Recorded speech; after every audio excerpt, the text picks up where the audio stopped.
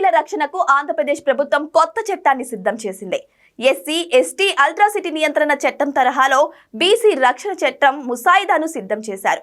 వెనుకబడిన వర్గాల ప్రజలపై దాడులు, వేధింపులు, సామాజిక బహిష్కరణ, ఇతర దారుణాలకు పాల్పడితే 6 నెలల నుంచి 5 ఏళ్ల వరకు జైలు శిక్ష విధిస్తారు.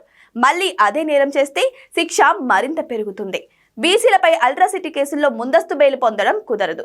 ఎన్నికల ముందు ఇచ్చిన హామీ మేరకు బీసీ రక్షణ చట్టాన్ని రూపొందించారు. ప్రస్తుతం న్యాయశాఖ సమీక్షలో ఉన్న ఈ చట్టాన్ని మంత్రివర్గం ఆమోదం తర్వాత శాసనసభలో ప్రవేశపెట్టి చట్టంగా మారుస్తారు. రేపల్లెలో అమర్నాథ్ గౌడ్ని సజీవ దహనం చేసిన ఘటన వంటి దారుణాలు పునరావృతం కాకుండా అప్పటి ప్రతిపక్ష నేత టీడీపీ అధ్యక్షుడు చంద్రబాబు బీసీ రక్షణకు చట్టం తీసుకొస్తామని హామీ ఇచ్చారు. అప్పుడు చెప్పినట్టే బీసీ రక్షణ చట్టాన్ని అమల్లోకి తీసుకొచ్చే ప్రయత్నం చేస్తున్నారు. ముసాయిదా చట్టం ప్రకారం బీసీలపై నేరాల విచారణకు జిల్లాలో ప్రత్యేక న్యాయస్థానం ఏర్పాటు చేయనున్నారు. ఛార్జిషీట్ దాఖలు చేసిన 2 నెలల్లో కేసులను పరిష్కరించేలా చట్టాన్ని రూపొందించారు. బీసీలపై దాడులు, అల్ట్రాసిటీ కేసుల విచారణలో బాధితులు, సాక్షులకు ప్రభుత్వమే రక్షణ కల్పిస్తుంది.